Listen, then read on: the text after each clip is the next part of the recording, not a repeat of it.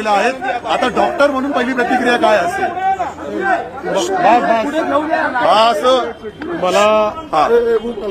मला अतिशय आनंद आहे की कोयासान विद्यापीठ जे जपानमधलं एक अतिशय महत्वाचं विद्यापीठ आहे.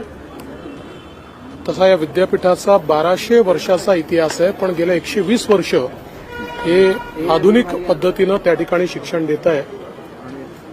या विद्यापीठाने आपल्या 120 वर्षाच्या इतिहासात पहिल्यांदाच डॉक्टर ऑफ फिलॉसॉफी ही उपाधी मला दिली आहे. आणि मी असं म्हणेन की ही जी उपाधी मला मिळाली ती केवळ आणि केवळ महाराष्ट्राच्या जनतेमुळे आणि ज्यांनी मला संधी दिली काम करण्याची ते सर्व, मग महाराष्ट्रातली जनता असेल, माझे नेते असतील किंवा माझे साथीदार असतील, या सगळ्यांमुळे हे कार्य मी करू शकलो. आणि विशेषतः जे त्यांनी मेन्शन केलं आहे की ही जी काही उपाधी दिली आहे, इन्फ्रास्ट्रक्चरच्या क्षेत्रात, जलसंधारणाच्या क्षेत्रात, सामाजिक समतेच्या क्षेत्रात आणि उद्योगाच्या क्षेत्रात जे कार्य केलं आहे त्या कार्याबद्दल त्यांनी ही उपाधी दिलेली आहे. त्यामुळे मला असं वाटतं की केवळ आणि केवळ महाराष्ट्रातल्या जनतेच्या आशीर्वादामुळे ही उपाधी या ठिकाणी मिळाली आहे. मी ही माझी उपाधी जनतेला समर्पित करतो आणि कोयासान विद्यापीठाचे मनापासून आभार मानतो. सर, एक नवा विचार तुम्ही मांडला की 75 वर्ष महाराष्ट्राला पूर्ण होत आहेत 2035 साली.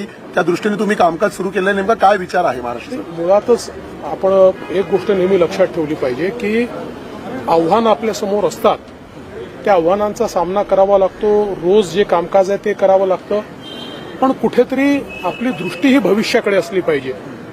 2000 साली एपीजे अब्दुल कलामांनी जर मिशन 2020 मांडलं नसतं तर कदाचित त्याच्याकडे आपण अग्रसर झालो नसतो. मोदीजींनी 2047 साली विकसित भारत करण्याची संकल्पना मांडली नसती तर कदाचित त्याच्याकडे आपण अग्रसर झालो नसतो. त्यामुळे 2035 साली महाराष्ट्र 75 वर्षाचा होणार आहे आणि त्या 75 वर्षाच्या महाराष्ट्राची काय संकल्पना असली पाहिजे याच्या संदर्भातला विचार, या संदर्भातला अभ्यास हा मी सध्या करतोय आणि निश्चितपणे लवकरच त्या संदर्भात मी आपल्या पुढे देखील महाराष्ट्र की जनता को डेडिकेट किया अपना डॉक्टरेट.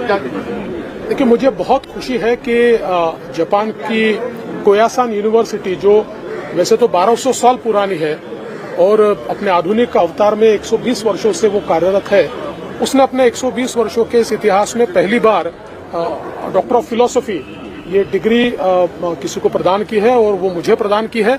इसलिए मैं उनका बहुत बहुत आभार व्यक्त करता हूं. विशेष रूप से इंफ्रास्ट्रक्चर, इंडस्ट्री, वाटर कंजर्वेशन और सोशल इक्विटी, इन क्षेत्रों में जो कार्य किया है उसके लिए उपाधि दी गई है.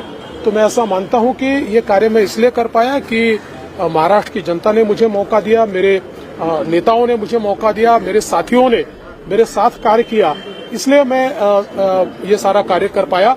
इसलिए इस उपाधि को मैं महाराष्ट्र की जनता को डेडिकेट करता हूं और मुझे बहुत खुशी है कि ये उपाधि मुझे प्राप्त हुई. देखिए, मैंने ये बात कही है कि हमको हमेशा दूर की सोचनी चाहिए. 2035 में महाराष्ट्र 75 साल का होगा. महाराष्ट्र एट 75 कैसा महाराष्ट्र होगा? अगर सन 2000 में एपीजे अब्दुल कलाम जी 2020 का विजन नहीं रखते तो शायद हम उसकी ओर अग्रसर नहीं होते. मोदी जी अगर 2047 के विकसित भारत का विजन नहीं रखते तो इतनी तेजी से हम उसकी ओर अग्रसर नहीं होते. इसलिए कभी भी जो कार्य करते हैं उन्होंने भविष्य की सोच रखनी चाहिए. मैं ये प्रयास कर रहा हूं कि 2035 में जब महाराष्ट्र 75 साल का होगा तो कैसा महाराष्ट्र होगा, इसकी एक परिकल्पना हम लोग तैयार करने की कोशिश कर रहे हैं.